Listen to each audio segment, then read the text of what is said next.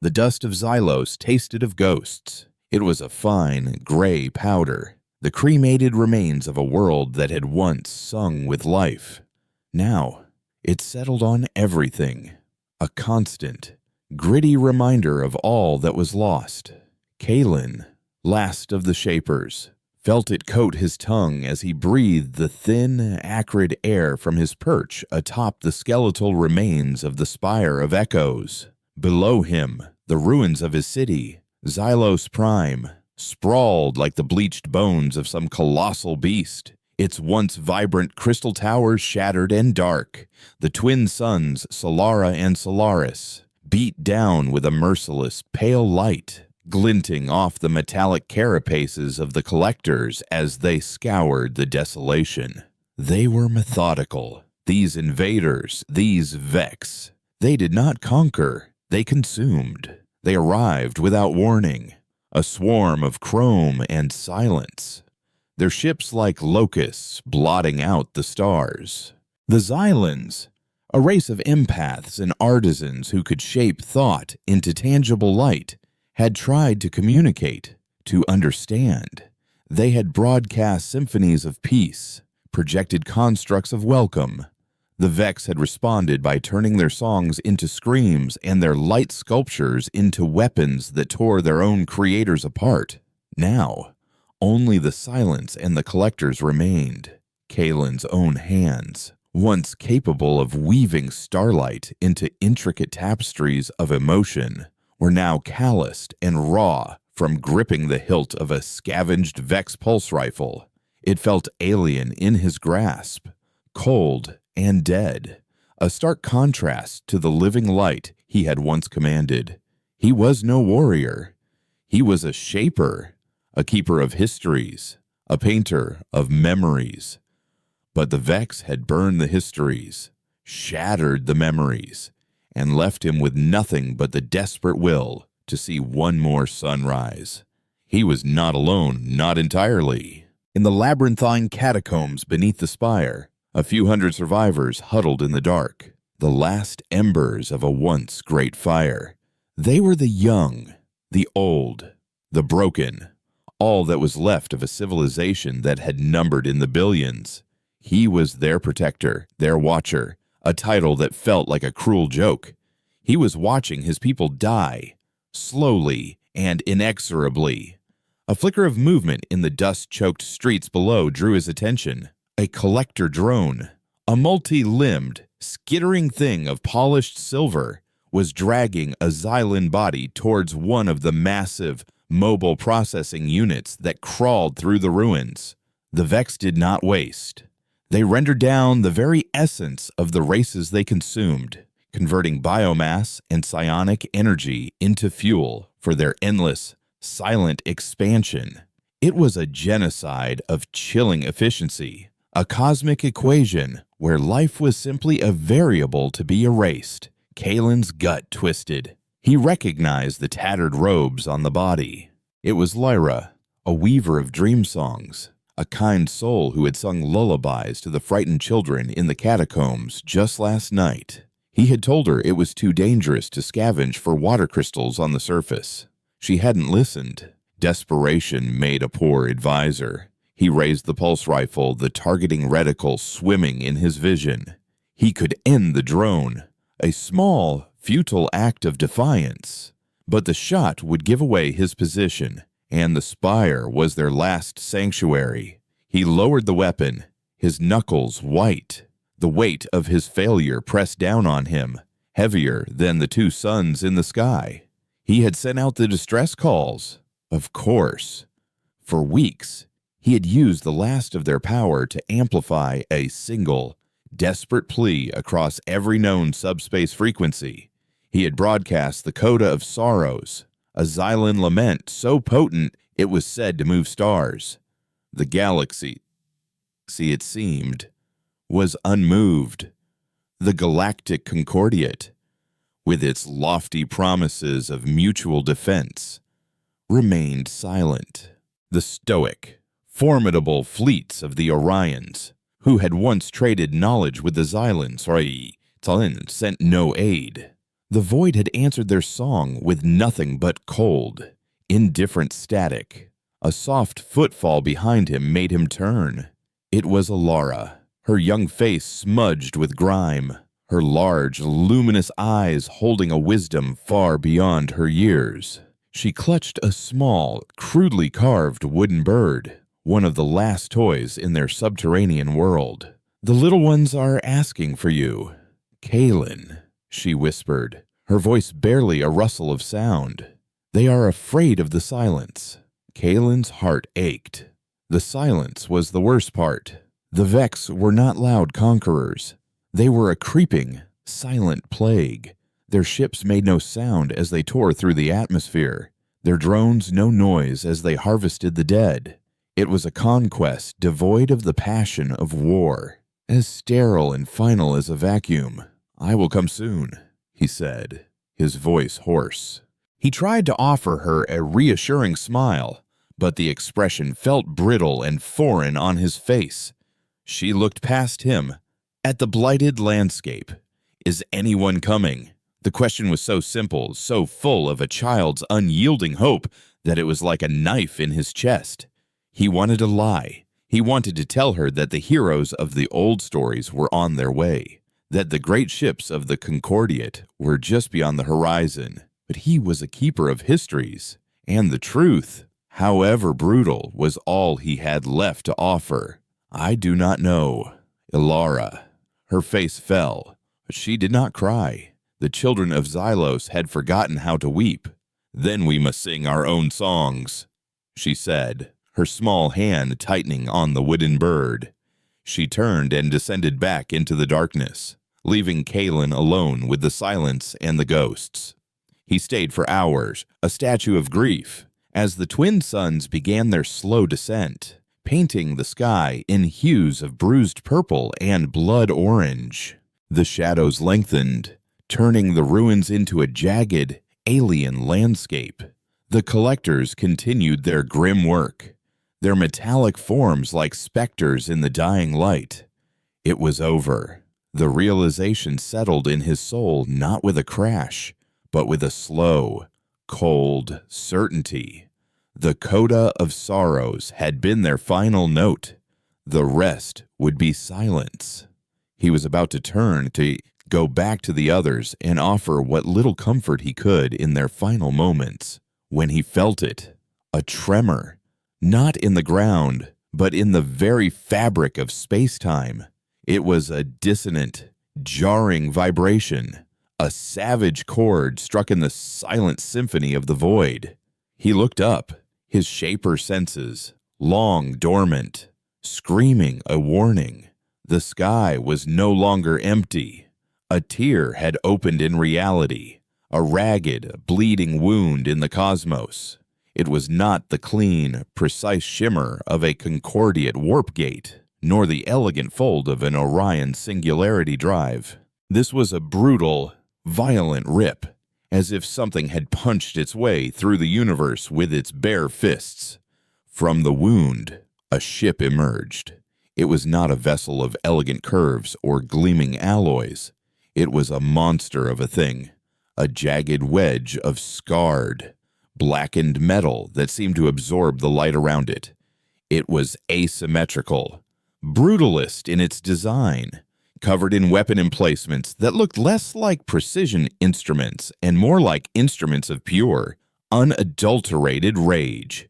It was a ship built not for exploration or diplomacy, but for the singular, bloody-minded purpose of inflicting pain. As it drifted into orbit, its shadow fell across the ruins of Xylos Prime, a darkness that was somehow colder and more absolute than the coming night. The Vex noticed, for the first time since their arrival, their relentless, methodical work ceased. The collector drones froze, their silver heads tilting upwards. The massive processing units powered down, their low hum dying into an unsettling quiet. Even the Vex ships in orbit, those silent, locust-like harbingers of doom, shifted their positions, a subtle, almost imperceptible sign of uncertainty. Then, The broadcast came. It wasn't a Xylan song or a Concordiate diplomatic hail. It was a roar, a blast of raw, unfiltered noise that hit every frequency at once. It was the sound of grinding metal, of roaring fires, of a billion souls screaming for vengeance. And within that maelstrom of sound, a voice, cold and clear as a shard of ice, spoke in a language Kalen did not know, yet understood in the marrow of his bones. This is the Requiem.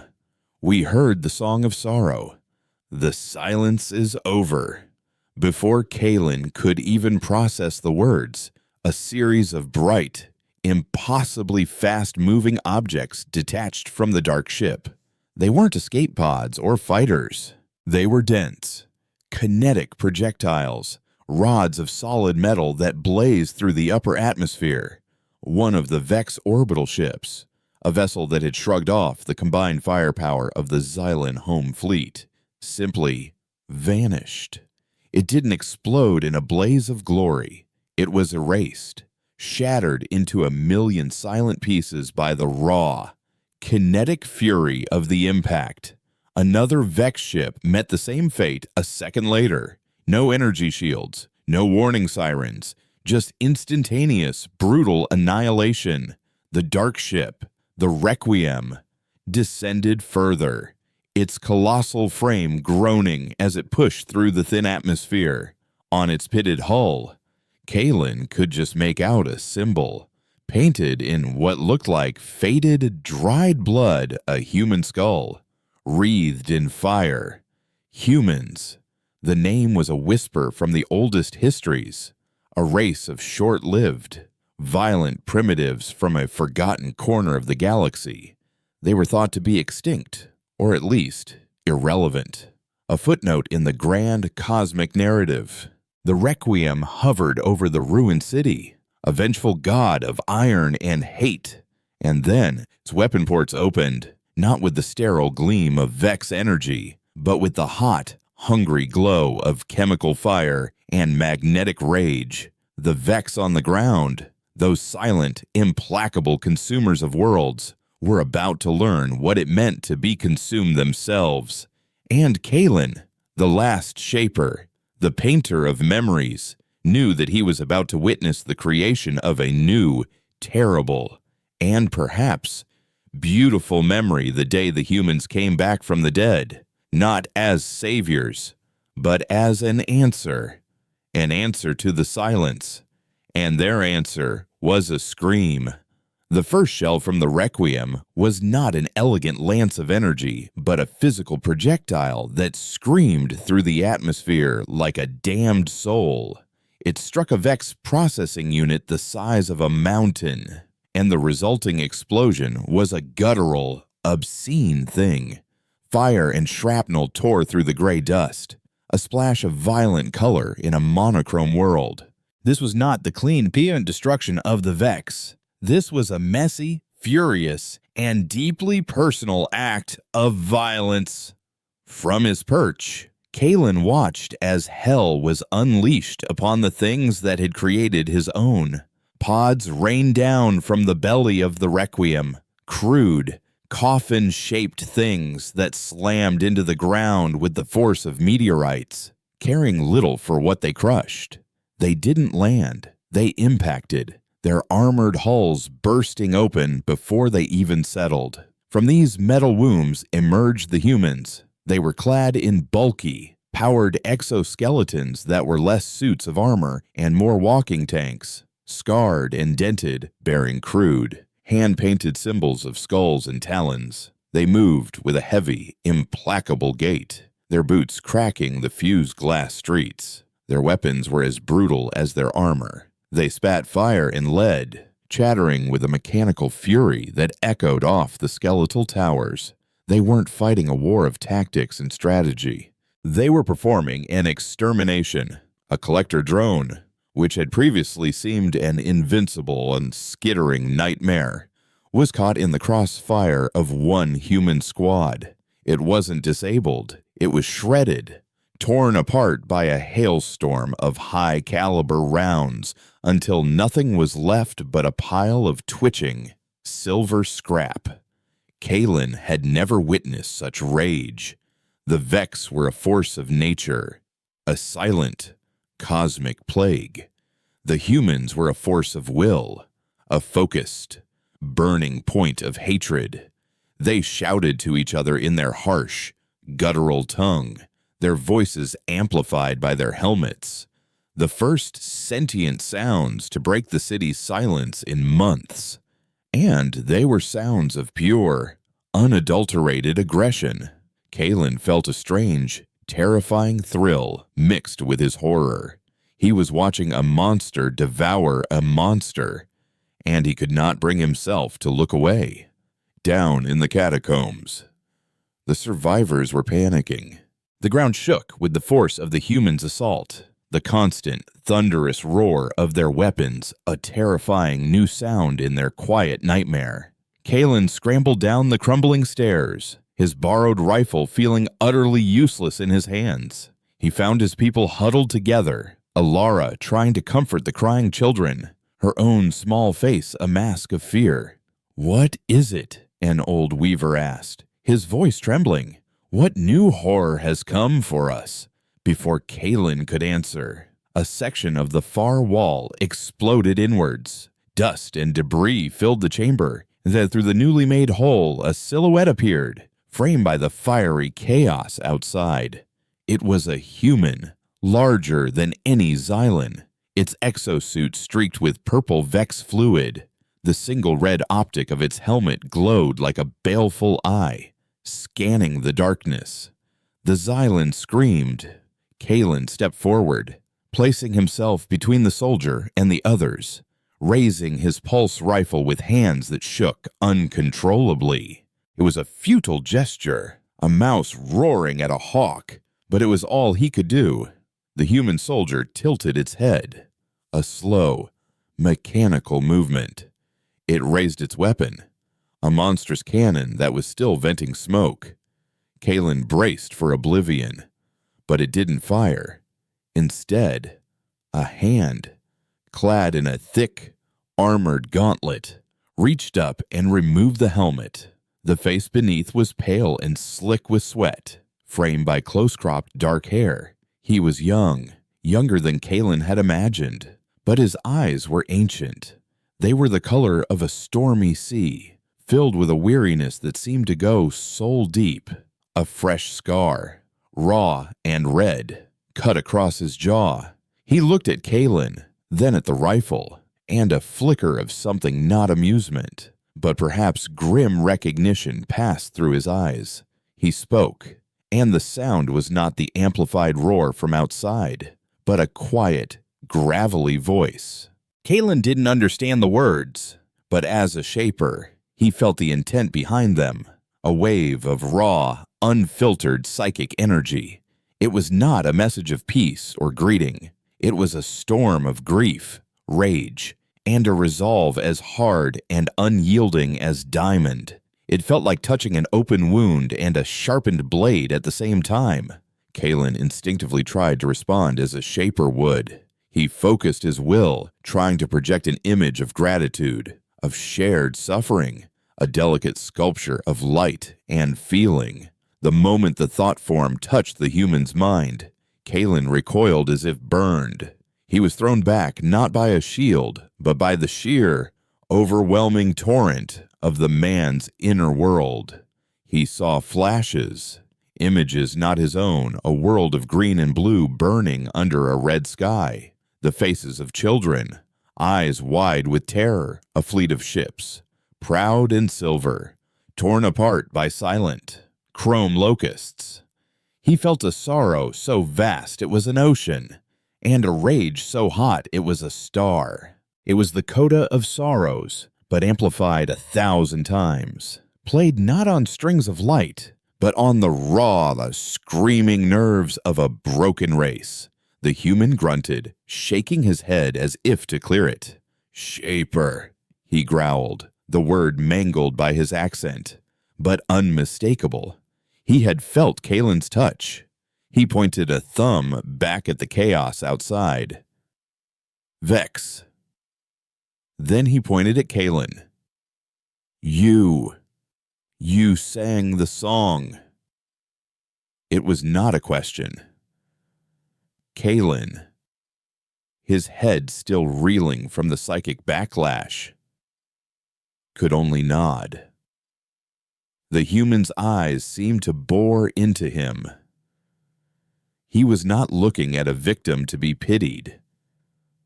He was looking at a kindred spirit, a fellow survivor of the great, silent storm.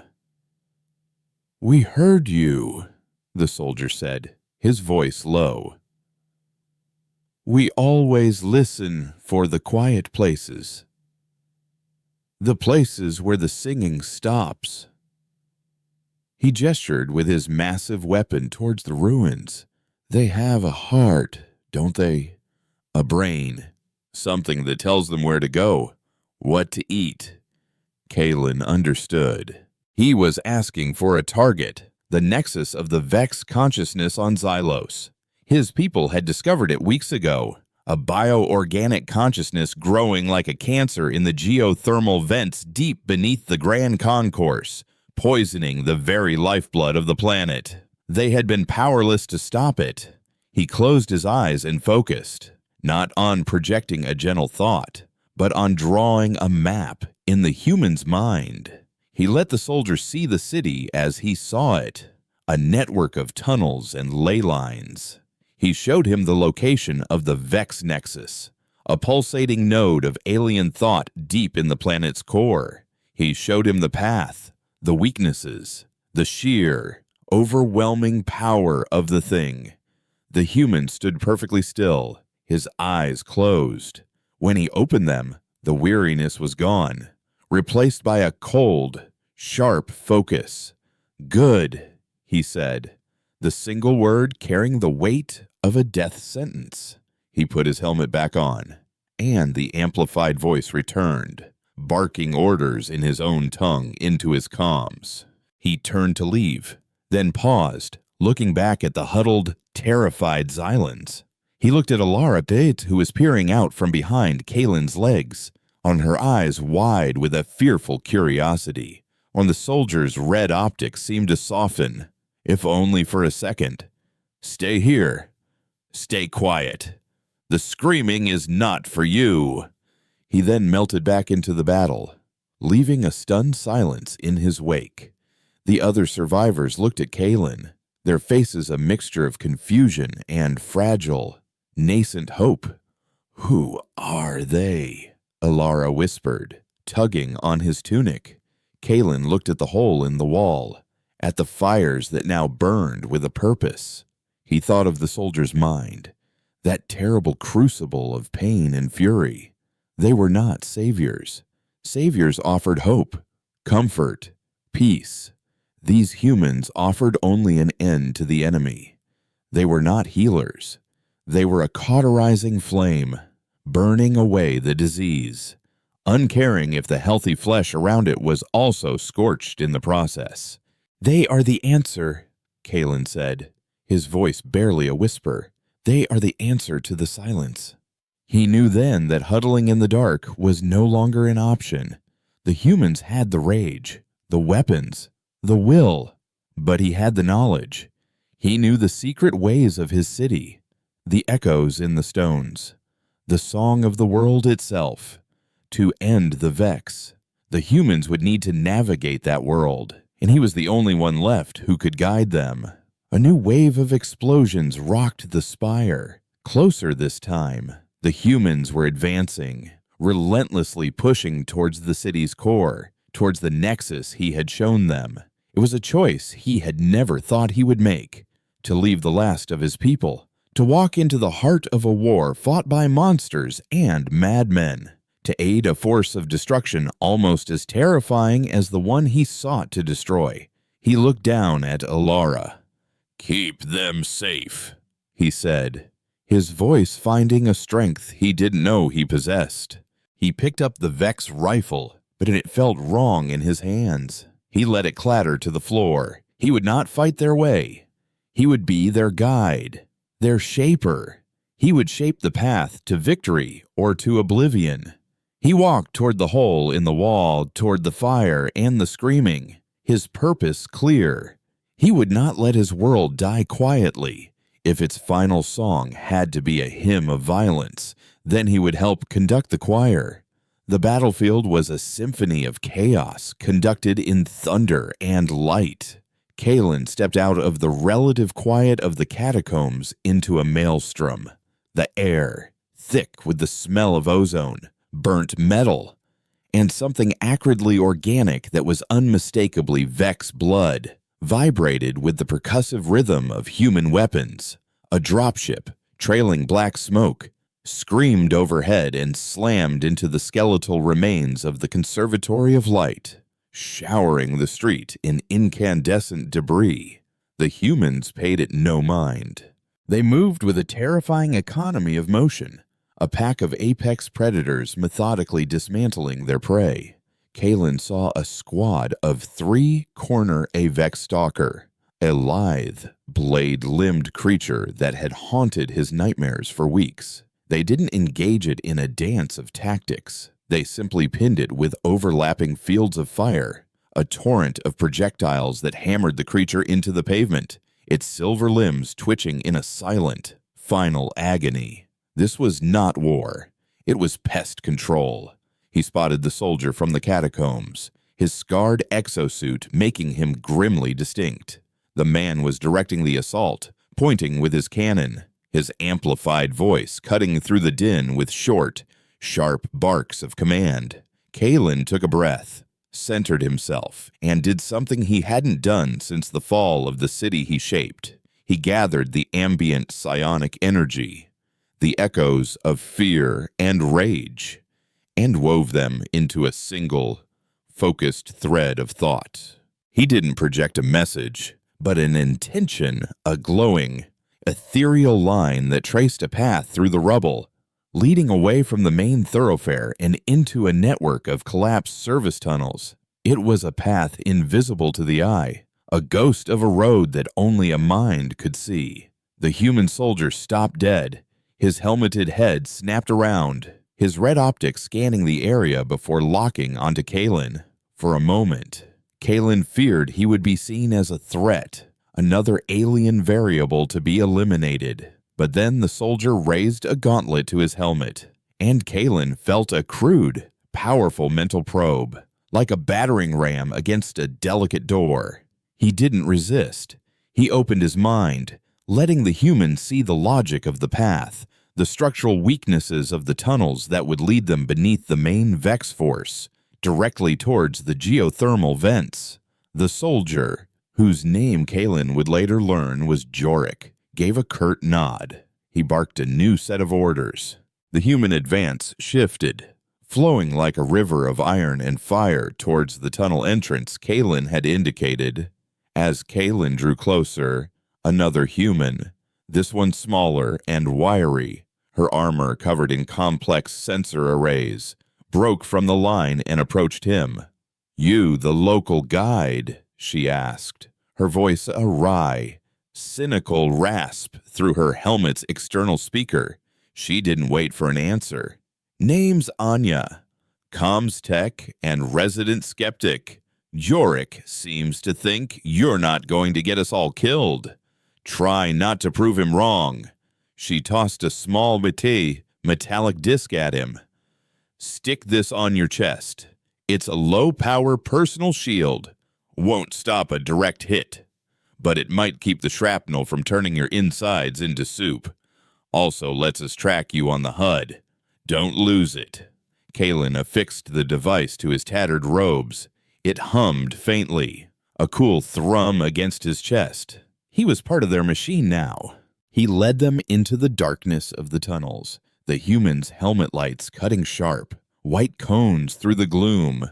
The air was colder here, heavy with the metallic tang of deep earth and the faint, sickly sweet scent of the Vex Nexus's influence.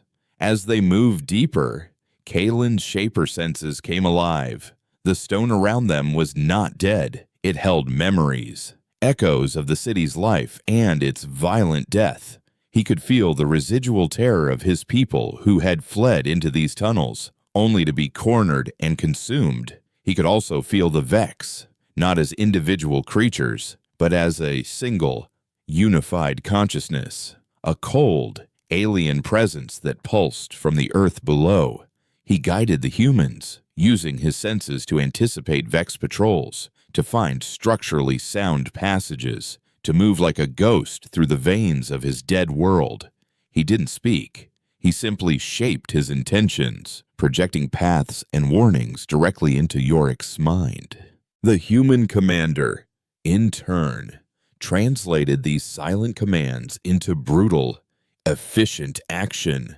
They came upon a Vex nest, a pulsating sack of biomass clinging to the tunnel ceiling, birthing pale, half-formed drones that dropped into the darkness below.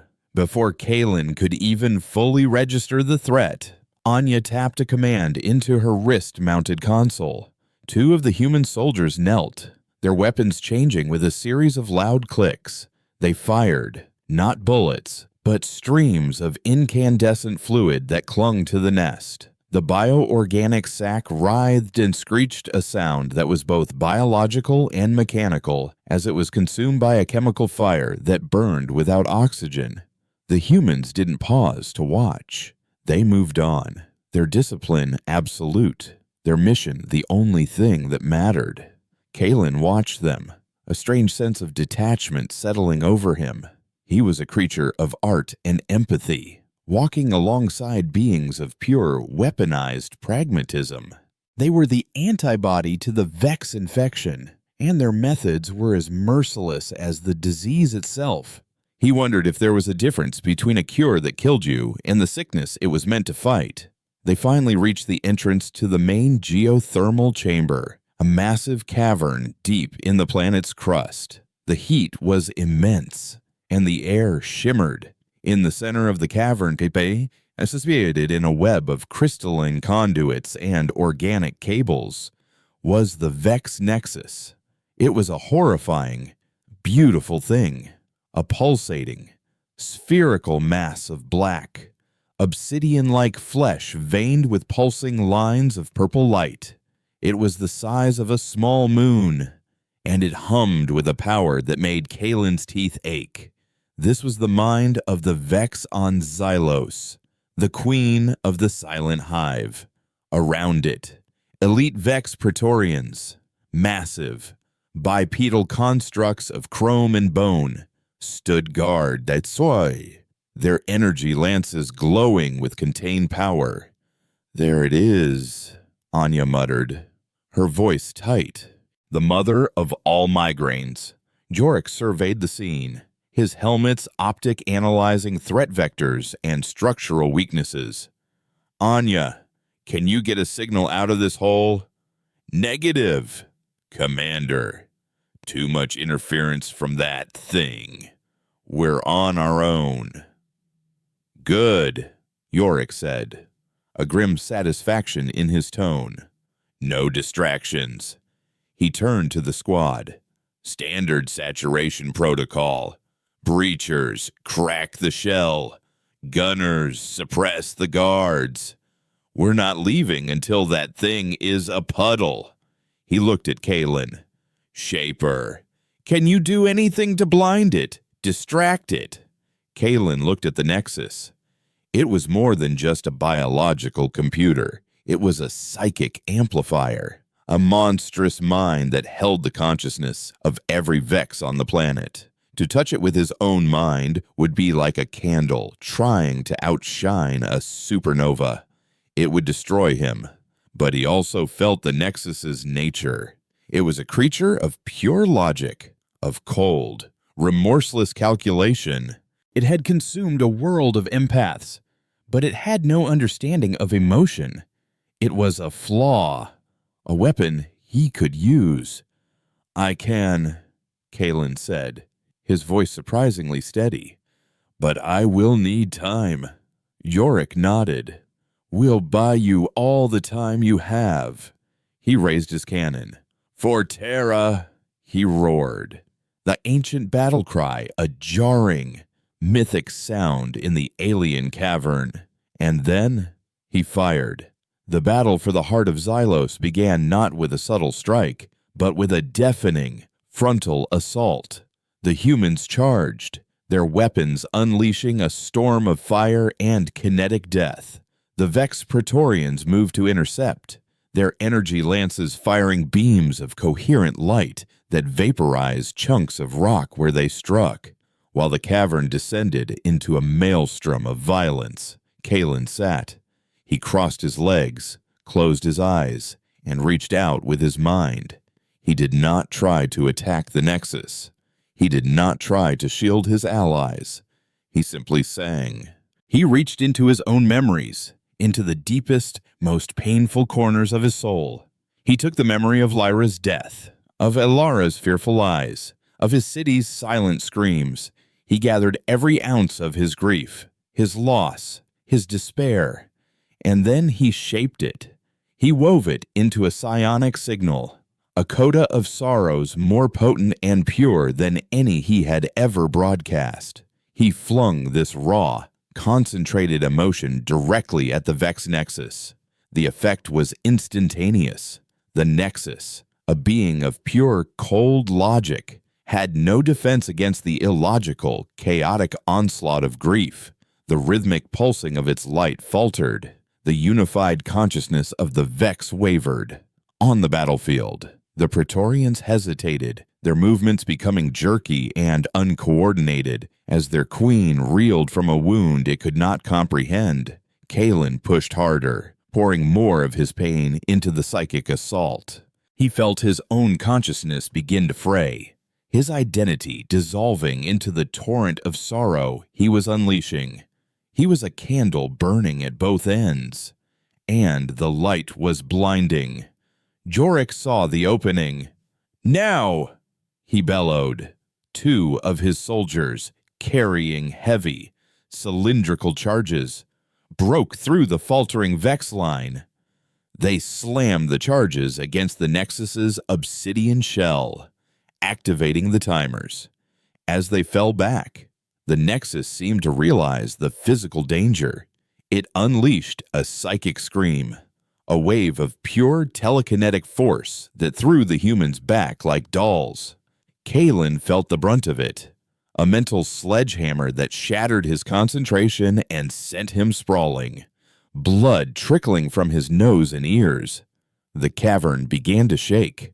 The Nexus was destabilizing, its immense power turning inward. Jorik, recovering, grabbed Kalen's robes and hauled him to his feet. "Time to go, Shaper!" he yelled over the rising scream of the dying Nexus. As they scrambled for the exit, the charges detonated. There was no sound, only a flash of impossible, white light, and then a wave of absolute silence that was more profound than any sound. The Vex Nexus, the heart and mind of the invasion, had been erased from existence. Kalen looked back to see the Vex Praetorians collapsing, their internal light extinguished, their silent, chrome bodies now just inert sculptures of metal. On the surface, though, he knew every Vex drone, every collector, every ship would be doing the same. They had not killed the body. They had killed the soul. The silence of the Vex was final. But as he stumbled through the tunnel, leaning on the unyielding iron frame of the human commander, Kalen knew a new sound was about to be born on Xylos, the sound of rebuilding, haunted by the echo of a human war cry. The silence that followed the Nexus's destruction was a physical presence, a heavy blanket that smothered the cavern. It was the anti-sound of a million minds being snuffed out at once. For a moment, the universe seemed to hold its breath. Then, the planet itself began to scream, freed from the Nexus's stabilizing influence. The geothermal energies it had contained began to run wild. The ground bucked and heaved. Stalactites rained down from the cavern ceiling, shattering like glass spears on the cavern floor. A web of cracks spread across the obsidian shell of the dead Nexus, venting superheated steam that shrieked like a banshee. Collapse is imminent. Anya's voice crackled over the comms, tinny with static and urgency. Seismic is off the charts. We have, maybe, 5 minutes before this entire cavern and everything above it pancakes. Yorick didn't waste time on words. He shoved Kalen forward, his grip like a steel vise. "Move," he roared. The command aimed at his squad and the universe in general.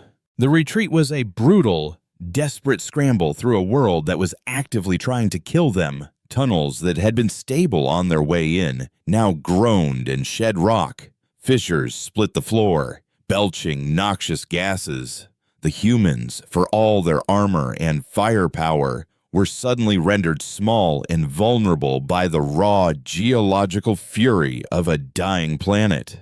They moved with a desperate, disciplined speed, and they were no longer a unit of predators. They were survivors, fleeing the death throes of their prey. One soldier, a heavy gunner Kalen had seen, tear through a Praetorian guard single-handedly and was caught by a collapsing section of tunnel. There was no scream, just the sickening crunch of rock on metal, and then silence. Yorick didn't even look back. "Keep moving," he barked, his voice devoid of emotion. But Kalen felt a sharp, bitter spike of grief from the commander's mind, quickly suppressed and buried under layers of cold duty. There was no time for mourning.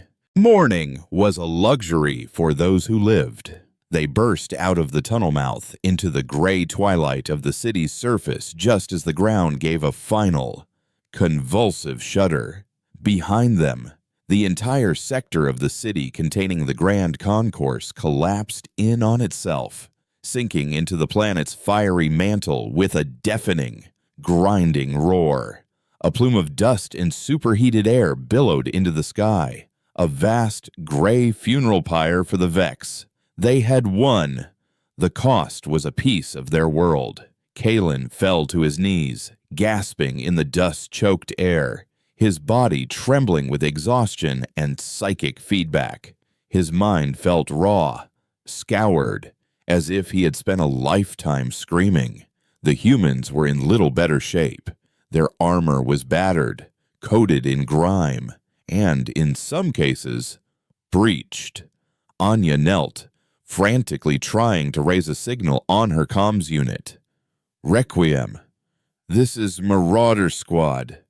Do you copy Requiem? Come in, damn it." Static was her only reply.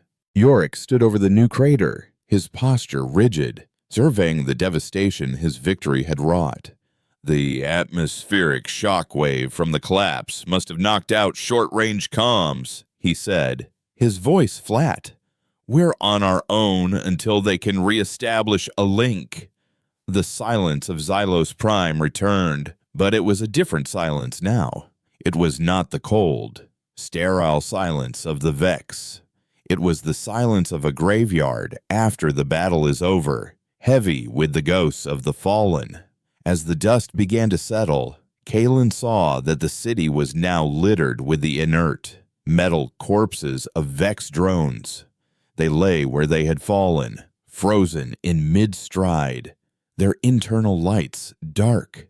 A collector drone, its multi-jointed limbs poised to drag away a body, now looked like a bizarre, frozen sculpture. The threat was gone. The great, silent plague had been purged. They were free. The thought brought Kalen no joy, only a profound, hollow emptiness. He looked at his hands, which still trembled. He had helped these violent, furious creatures carve a wound in his own world to save it. Was a scarred, broken world, saved by monsters, truly saved at all, as if sensing his thoughts. Yorick turned from the crater and walked over to him. The human commander knelt, bringing his helmeted face level with Kalen's. "You fought well, Shaper," he said, the words feeling strangely inadequate. You saved your people. My people, Kalen repeated, his voice a dry rasp. He gestured to the ruins around them. This is what is left of my people, a handful of souls hiding in a cave, and a city of ghosts. More than we had, Yorick said, his voice dropping so low it was almost a whisper.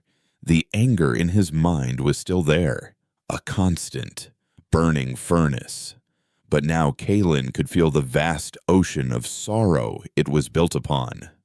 The Vex found Terra 4 generations ago. They didn't invade. They didn't conquer. They consumed. They stripped our world down to the bedrock, drank our oceans, and snuffed out our sun. We weren't a civilization to them. We were a resource. He paused, and the silence stretched, filled with the weight of 1 billion dead. The few of us who were off-world, on colony ships, in deep space mining stations, we were all that was left. We became this. He gestured to his own scarred armor, to his squad of hardened, weary soldiers. We are not saviors. Shaper. We are a ghost story, a cautionary tale. We are the Requiem, the Mass for the dead. We hunt the Vex not to save the galaxy, but so that what happened to us will never happen to anyone else, so that no one else will ever have to sing a song into the silence and hear nothing back. The confession, raw and painful, struck Kalen with the force of a physical blow. He finally understood. The humans were not conquerors. They were not driven by greed or a lust for power. They were driven by a pain so profound it had reshaped their entire civilization. They were a species-wide case of post-traumatic stress, armed with railguns and an unquenchable desire for vengeance. They were the galaxy's immune system, a brutal, merciless response to a brutal, merciless infection. The song, Kalen whispered, understanding dawning. You heard it because you were listening for it. We are always listening, Yorick confirmed. For the silence. When a world that once sang with life suddenly goes quiet, we know the Vex have found them. We are too late to save most, but we are never too late to answer. A crackle from Anya's comm unit broke the moment. Commander, I have a signal. It's faint, but it's there. The Requiem is in a stable, high orbit. They're asking for a situation report. Yorick stood, his brief moment of vulnerability vanishing as the mantle of command settled back onto his shoulders. Tell them the Nexus is destroyed.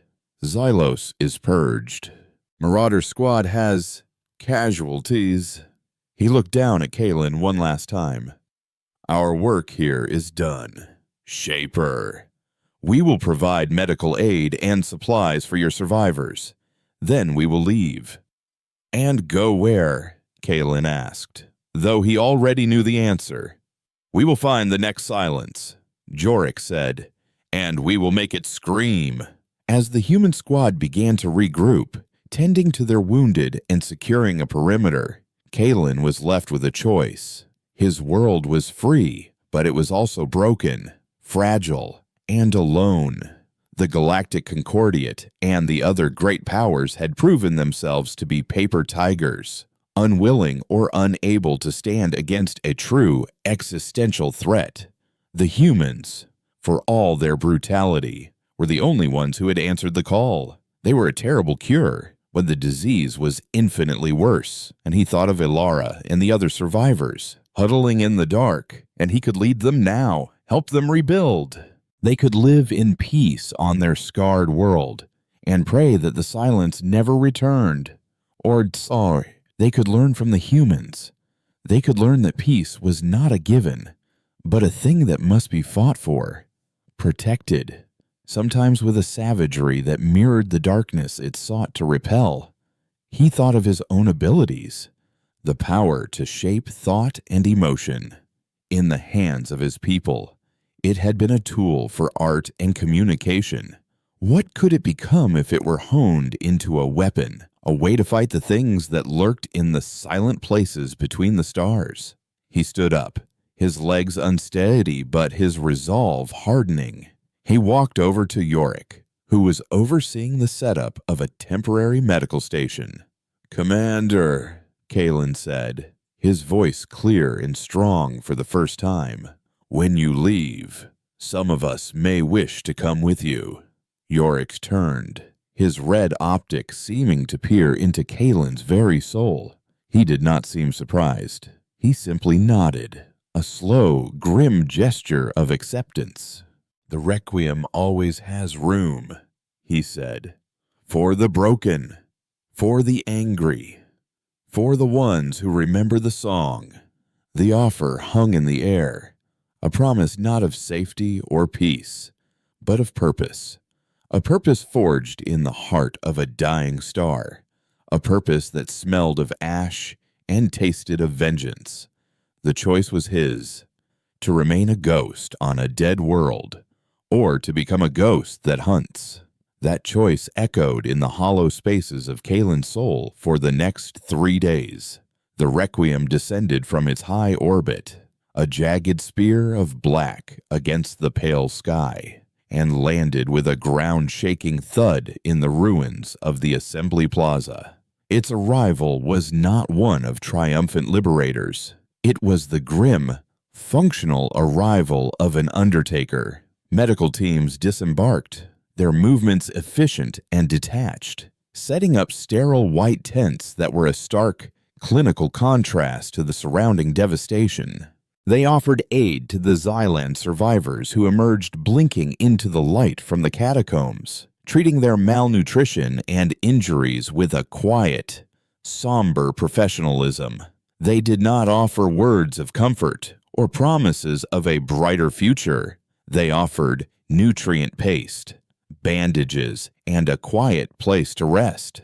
They were treating symptoms, not the underlying trauma, perhaps because they knew, better than anyone, that some wounds never truly heal.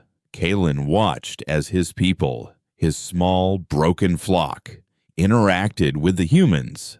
It was a meeting of two different kinds of ghosts. The Xylans were ethereal, their movements slow and listless, their large eyes haunted by the memories of their lost world. The humans were specters of a different sort, solid and grim, their eyes holding not the fresh shock of loss, but the deep, abiding ache of a sorrow so old it had become a part of their bones. Ilara, clutching her small wooden bird, watched them with a child's unfiltered curiosity. She was not as afraid of them as the older survivors were. She approached Anya, the comms tech, as she was recalibrating a satellite uplink. Anya, initially terse and focused, found her gaze drawn to the small, solemn child. She eventually knelt down, and after a moment's hesitation, showed Ilara the glowing screen of her console, pointing out the constellations of their shared, lonely galaxy. It was a small, quiet moment of connection in the vast, echoing silence of the ruins. Yorick sought Kalen out on the final day. He found him back at his perch atop the Spire of Echoes, looking out over the nascent beginnings of a new settlement taking root in the ashes of the old. The humans had provided modular shelters, atmospheric processors, and fabrication units capable of turning rubble into building materials. They were not just exterminators, they were also gardeners of a sort, planting the seeds of survival before moving on. "We leave at sundown," Yorick said, his voice unamplified. A quiet rumble beside Kalen. "The offer still stands. For you, and for any of your people who wish to join us." "Why?" Kalen asked, turning to face the commander. "Why would you want us? We are not warriors. We are artists, dreamers." "We have enough warriors," Yorick replied, his gaze fixed on the horizon. We have forgotten how to be anything else. Your art shaper, your dreams. You call it a song. We call it a weapon. Your psychic assault on the Nexus saved my entire squad. It was a tactic the Vex had no defense against, because it was something they could not comprehend. We have the fury, the iron. You have the sorrow, the soul. Perhaps the two together can make a sound that the universe will finally be forced to listen to. He looked at Kalen, his stormy eyes holding a flicker of something that was almost hope. We can teach you how to turn your grief into a spear. And maybe, he added, his voice dropping, you can teach us how to remember what it was like before we had to pick one up. In that moment, Kalen's choice became clear. To stay on Xylos would be to preside over a long, slow recovery, to become a living monument to a past that could never be reclaimed. His people would survive, yes, but they would be forever looking back, haunted by what they had lost, and leave with the Requiem was to step into a future that was uncertain, violent, and terrifying.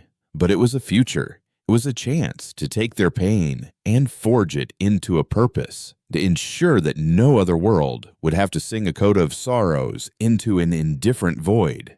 He would not be abandoning his people. He would be becoming their shield, their invisible, vengeful guardian among the stars. He met Yorik's gaze.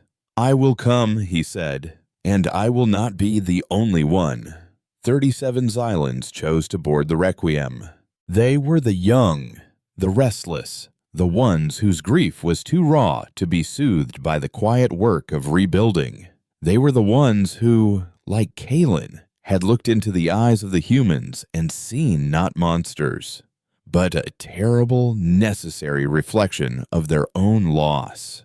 As they walked up the broad ramp into the cavernous, dimly lit interior of the human warship, they were a stark contrast to its crew.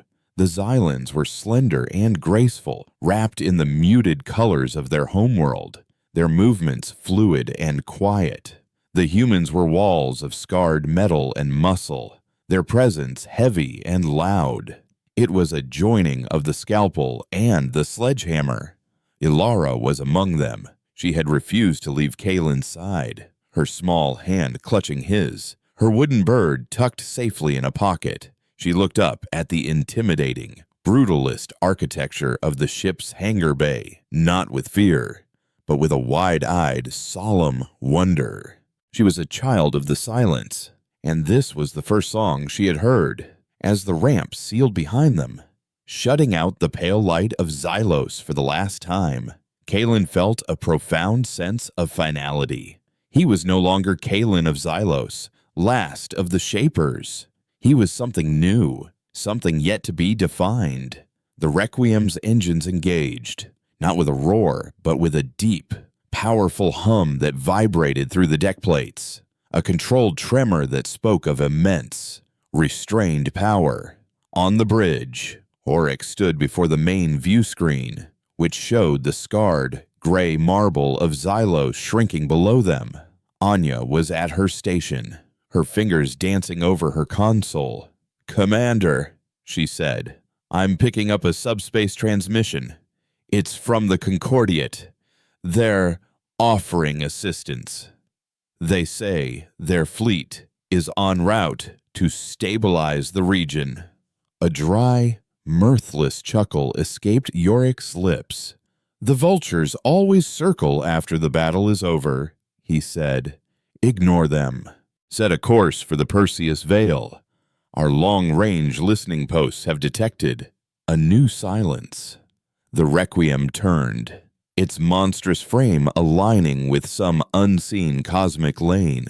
The star field on the view screen warped and stretched as the ship prepared to rip another violent, brutal hole in the fabric of space-time. Kalen, standing on the observation deck, with Ilara and the other Xylans, watched his homeworld recede into the black. He did not feel sorrow. He did not feel anger. He felt a cold, clear sense of purpose.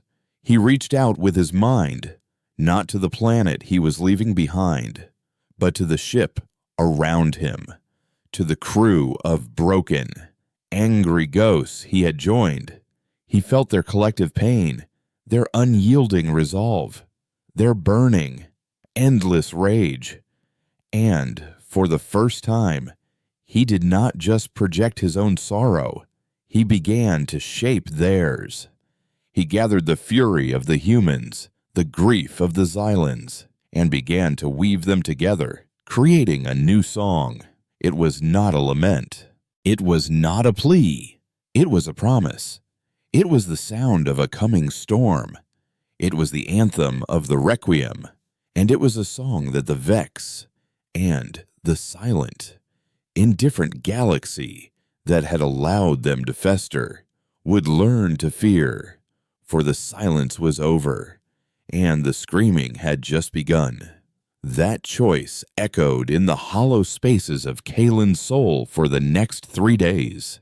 The Requiem descended from its high orbit, a jagged spear of black against the pale sky, and landed with a ground-shaking thud in the ruins of the Assembly Plaza.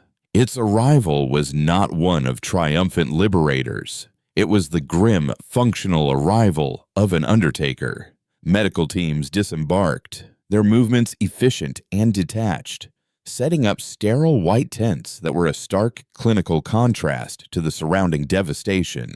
They offered aid to the Xylan survivors who emerged blinking into the light from the catacombs, treating their malnutrition and injuries with a quiet, somber professionalism. They did not offer words of comfort or promises of a brighter future. They offered nutrient paste, bandages, and a quiet place to rest. They were treating symptoms, not the underlying trauma, perhaps because they knew, better than anyone, that some wounds never truly heal. Kalen watched as his people, his small, broken flock, interacted with the humans. It was a meeting of two different kinds of ghosts. The Xylans were ethereal, their movements slow and listless, their large eyes haunted by the memories of their lost world. The humans were specters of a different sort, solid and grim, their eyes holding not the fresh shock of loss, but the deep, abiding ache of a sorrow so old it had become a part of their bones. Elara, clutching her small wooden bird, watched them with a child's unfiltered curiosity. She was not as afraid of them as the older survivors were. She approached Anya, the comms tech, as she was recalibrating a satellite uplink. Anya, initially terse and focused, found her gaze drawn to the small, solemn child.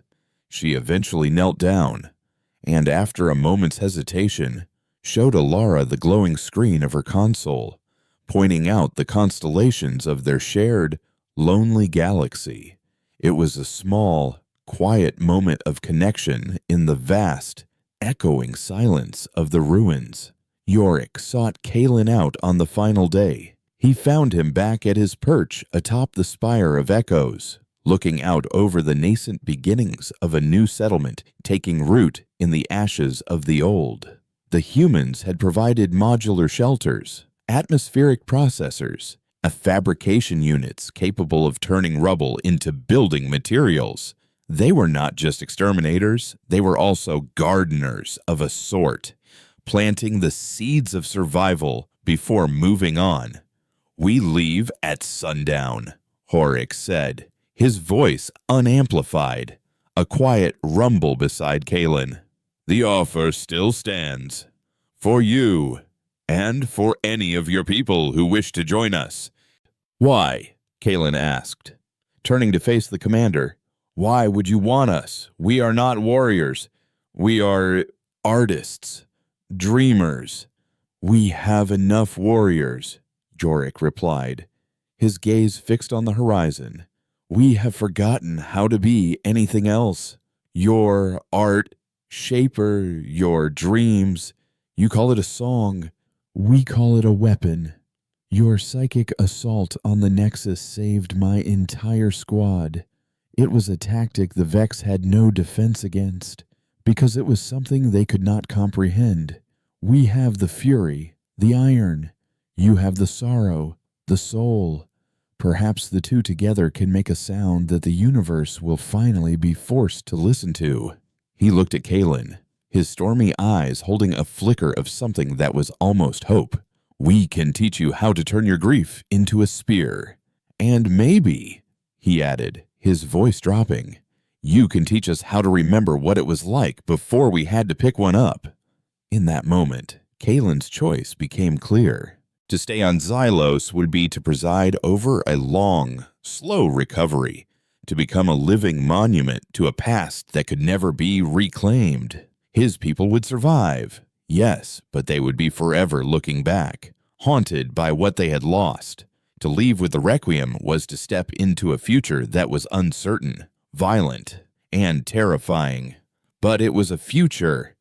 It was a chance to take their pain and forge it into a purpose, to ensure that no other world would have to sing a coda of sorrows into an indifferent void.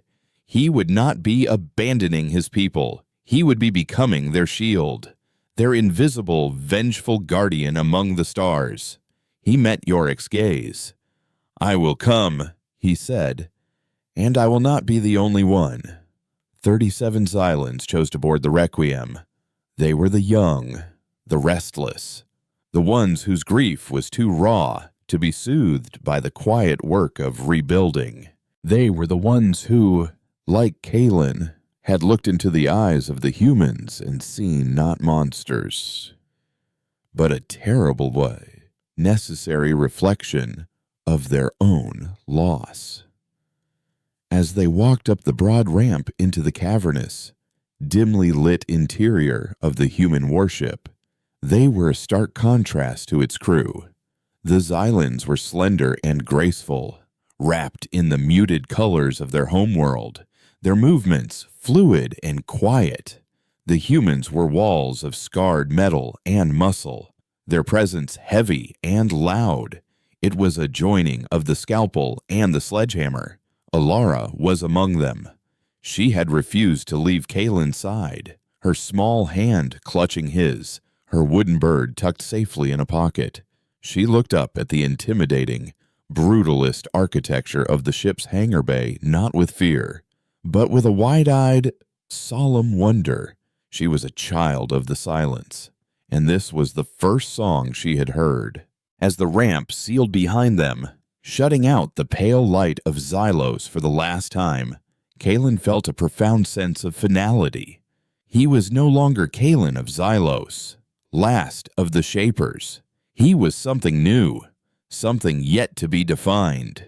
The Requiem's engines engaged, not with a roar, but with a deep, powerful hum that vibrated through the deck plates, a controlled tremor that spoke of immense, restrained power.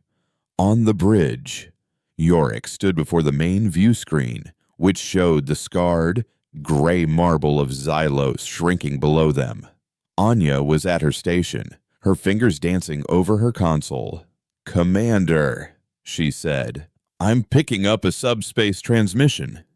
It's from the Concordiate. They're offering assistance. They say their fleet is en route to stabilize the region." A dry, mirthless chuckle escaped Yorick's lips. "The vultures always circle after the battle is over," he said. "Ignore them. Set a course for the Perseus Veil. Our long-range listening posts have detected a new silence." The Requiem turned, its monstrous frame aligning with some unseen cosmic lane.